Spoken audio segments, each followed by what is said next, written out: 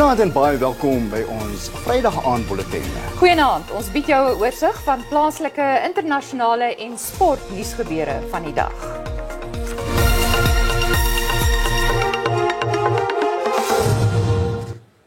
Die ANC se 55ste nasionale konferensie by Nasrec het 7 ure later weens logistieke registrasieprobleme begin. Die ANC-president Cyril Ramaphosa moes wag om sy politieke oorsigverslag te lewer met ontevrede lede wat in dreunssang uitgebreek het en oud-president Jacob Zuma wat op dramatiese wyse sy opwagting gemaak het. Ramaphosa ervaar tans erge druk van buite en binne die party, maar sê die konferensie is 'n waterskeidingsbyeenkoms. Ons keer binnekort terug na hierdie storie. An item called political report. Ontevrede ANC-afgevaardiges, veral uit die KwaZulu-Natal kamp, het verhoed dat die ANC-voorsitter Gwede Mantashe die konferensie open. Ramaphosa kon ook aanvanklik nie sy toespraak lewer nie. Nog 'n vertraging het gevolg toe oud-president Zuma sy opwagting maak. Ramaphosa kon toe uiteindelik met sy mini-staatsrede begin en hy het eensetting gegee oor die stand van die ekonomie, Eskom, Transnet, korrupsie, die hoë jeugwerkloosheidssyfer, asook interne partypolitiek. We go into the 55th National Conference as an organization that is renewing and rebuilding itself. We have a new membership system as directed by the 54th National Conference to combat gatekeeping and the manipulation of our democratic process. 'n Spesiale wettoepassingsspan is aangestel om probleme by Eskom te ondersoek. The decisions we will take here will determine the future of our movement and to a large extent the direction that our country will take in years to come. Die grondkwessie is ook weer afgestof. Ramaphosa sê die taak van die konferensie is om met planne voor in dag te kom om die ekonomie vinniger te laat herstel, werkskepping asook 'n beter lewe vir almal. Daar is steeds probleme met die akkreditasie van afgevaardiges. Die konferensie duur tot Dinsdag. Nog selfs 'n bietjie later in die bulletin met die politieke ontleder Susan Boysen. Die minister van Sport, Kuns en Kultuur, Natim Tetwa, het 'n beroep op Suid-Afrikaners gedoen om in die nuwe jaar te werk om versoening tussen alle rassegroepe te bewerkstellig. Tetwa het die regering se versoeningsdag boodskap gelewer. Hy sê hy glo dat Suid-Afrikaners 'n vreedsame toekoms wil hê. On this day of reconciliation, we reaffirm our commitment to live by the values of non-racialism and non-sexism. No matter how great the difficulties we may be facing, we cannot turn on each other. It is up to each one of us, whether as families, as parents, as educators, or as communities, to do more to build bridges of understanding. It cannot be that bringing about reconciliation should be the responsibility of the formerly oppressed. Instead of retreating into our cocoons of race, language, ethnicity, and class, let us use today and indeed every day as an opportunity to play our part. Versoeningsdag is in 1995 ingestel en word elke jaar in Suid-Afrika gevier in 'n poging om nasionale eenheid te bevorder. Die Robben Eiland Museum het 'n versoeningsgesprek aangebied wat verteenwoordigers van verskeie belangegroepe in die land betrek het, sowel as voormalige politieke gevangenes en die jeug. Die tweedaagse versoeningsprogram het begin met 'n ritueel om die voorvaders te paai en die geestelike bande van die brutale verlede te sny. Die Khoi en San verteenwoordigers het 'n spies aan die F.W. de Klerk Stichting oorhandig om te toon dat hulle hul woede en hartseer laat vaar teenoor diegene wat apartheid voorgestaan het. Giving him the spear is releasing ourselves of our bond in hatred to them. Giving him the spear is releasing ourselves from them. It is abdicating that space of bitterness. They are a yoke we can no longer carry, not in the state of our country, in the uncertainty among our young people. Die stigting het die gebaar verwelkom. Let us remind ourselves that lasting peace in a diverse and vibrant society such as our own will always require sacrifice and compromise.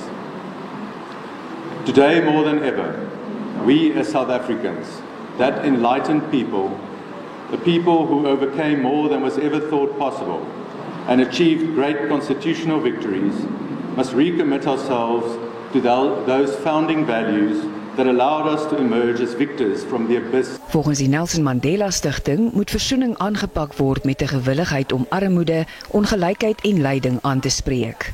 Voormalige politieke gevangenes en die jeug het die verlede gedenk terwyl hulle die toekomspad uitgestippel het.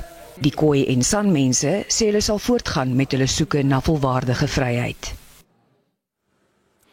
Intussen het inwoners van Kimberley 'n versoeningsdag met geliefdes deurgebring terwyl hulle besin oor hoe ver die land gevorder het. Ons wil by mekaar kom. Ons is hier vir mekaar. As gemeenskap wil ons saam wees. Celebrate hierdie dag spesiaal vir mense wat nie hier is vandag nie, selfs vir hulle wat vermoor was en vir ons wat nog vandag hier is en wat nog kan dankie sê vir die Here wat vandag nog kan hier is in ons lewe en ons weet is 'n dankbaarheid dat ons hier kan staan vandag. Ons gaan voort en soos beloof skakel ons nou regstreeks oor na die konferensie, die ANC-konferensie in Nasrek in die suide van Johannesburg, waar verskeie waarnemers, politieke ontleeders en joernaliste die gebeure by die 55ste ANC nasionale verkiesingskonferensie volg. Die politieke kommentator en direkteur van navorsing by die Mapungubwe Instituut vir Strategiese Terugblik, oftewel Mistra, professor Susan Boysen, is ook daar en Susan, ons wil graag by jou hoor jou indrukke van dit wat tot dusver daar gebeur het. Goeienaand. Interessante dag gewees hier by die ANC se 55ste konferensie, waar eers baie traag van die grond af gekom en ons vermoed daar's nog steeds mense soos van Limpopo in die Noordweste besig om te probeer registreer. Dis baie belangrik weer registreer. Ja, waar die afgevaardigdes gaan wees, want hulle gaan natuurlik bepaal wat die stemmery gaan wees, die uitslag van stemmery gaan wees op hierdie verkiesingskonferensie. Maar intussen vandag natuurlik was daar 'n paar interessante verwikkelinge gewees.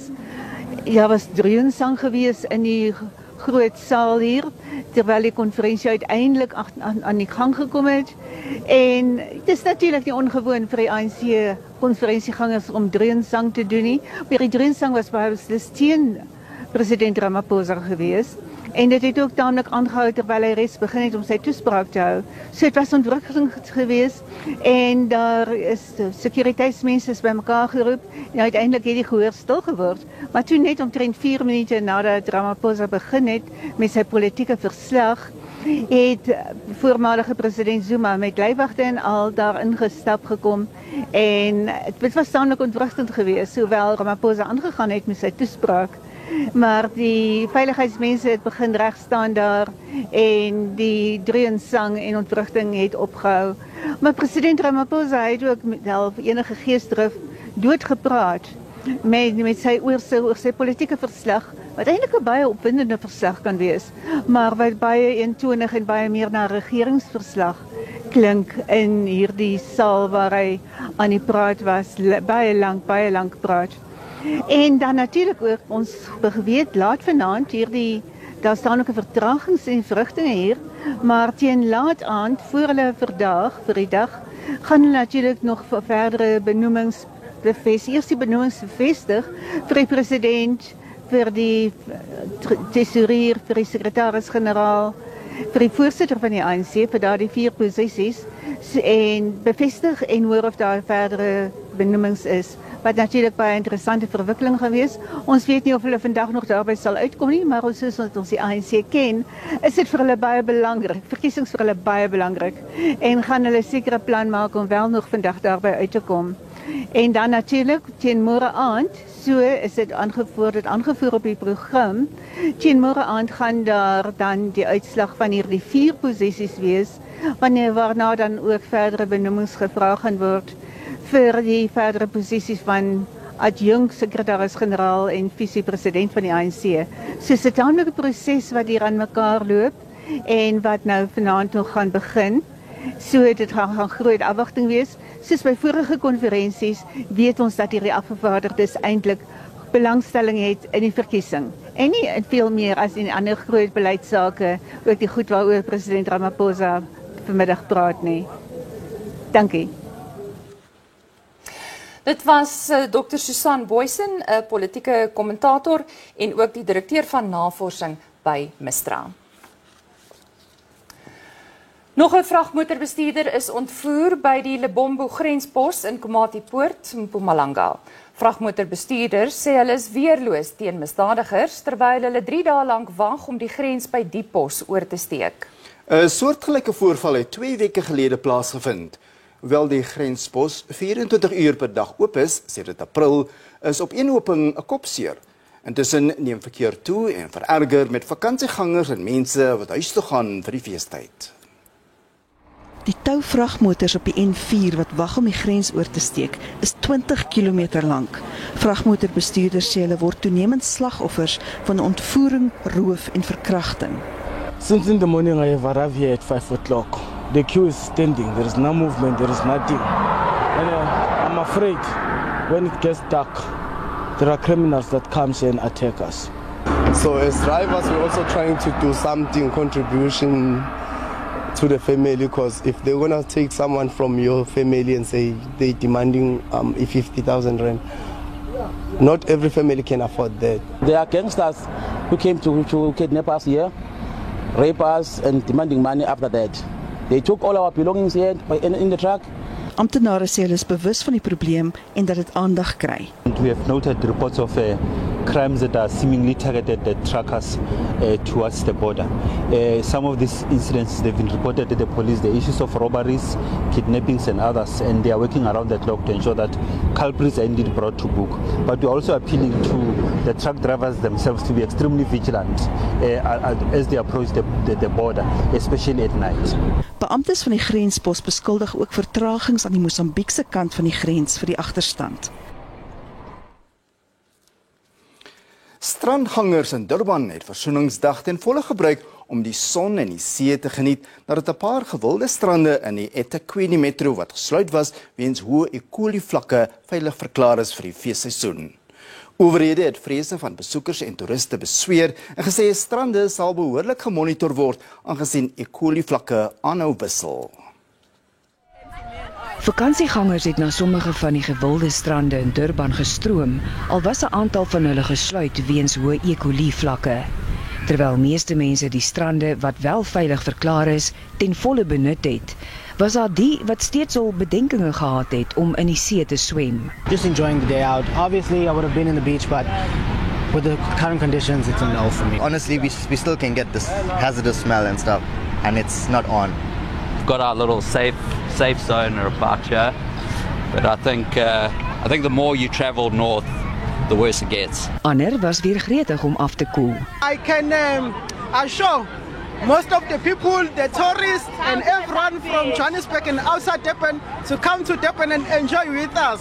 The sun is out. The sun is out, everything is alright. Lewensredders was op hoë gereedheidsgrondslag en bykomende veiligheidsbeamptes is ontplooi omdat die stad geen wetteloosheid hierdie feesseisoen sal duld nie. Maar strande by die gewilde Umhlanga, wat steeds onveilig is weens hoë E. coli vlakke, was leeg. 3 spelers is saam voor na die tweede ronde van Mauritius Ope. Die Fransman Antoine Rosner, Sami Valimaki van Finland en Alfredo Garcia Heredia is saam voor op 10 onder baansyfer. Oliver Becker is in die 4de plek en tans die besgeplaaste Suid-Afrikaner. Becker is 1 hou agter die voorlopers. Die Lions rugbyspan spak Stade Français oor net meer as 'n halfuur in Johannesburg in die tweede ronde van die Europese uitdaagbeker toernooi. Die Johannesburgers het verlede week gelyk opgespeel teen die Wallise Dragons. Die langverwagte eerste krieketoets tussen Suid-Afrika en Australië begin môreoggend vroeg op die Gabba in Brisbane. Kaptein Dean Elgar sê die Proteas moet dapper wees en die veld met 'n wenmentaliteit betree. Die laaste keer wat die twee reëse teen mekaar te staan gekom het in 'n crickettoets was 4 jaar gelede met die Aussie se toer in Suid-Afrika, waar hy die reeks 3-1 verloor het. Die laaste keer toe die Proteas in 2016 in Australië getoer het, het hy met dieselfde reeks uitgeskeur. Die Protea-kaptein glo die enigste manier om die wenresep te behou is met 'n dapper en positiewe spelstyl. You got to have the mindset of play to win. That's kind of something that I've been speaking at length within our group, within our squad. Australia is a really tough place to play cricket, but it's also such a rewarding place to play if you get things right. You got to take your opportunities. I think that kind of ties in with general test cricket around the world. Elgar sê sy span se vertoning met die golf sal deurslaggewend wees. All the batters have to stand up. I mean, it's been a bit of a talking point that's been surrounding our batting units of late, and again, I've never shied away from that. It's time for the guys to rise up. It's time for myself personally to really put my hand up and make a massive call and make a massive play for us. But in saying that, we've got a really talented group. They're just a little bit inexperienced when it comes to test cricket, but that's okay. Die wedstryd begin net voor 2:30 môreoggend Suid-Afrikaanse tyd. En is ongelukkig al waarvoor ons tyd het vandag. 'n Mooi aand verder. Ja, tot ziens tot môre aand en wel om 6:00. Mooi bly.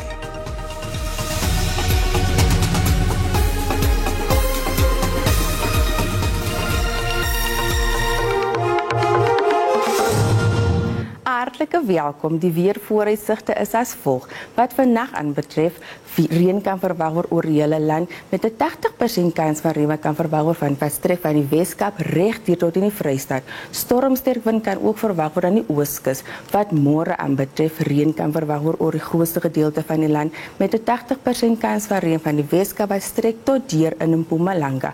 Daar is 'n weerwak uitgereik van donderstorms van vlak 2, 4 en 6. So wees asseblief versigtig.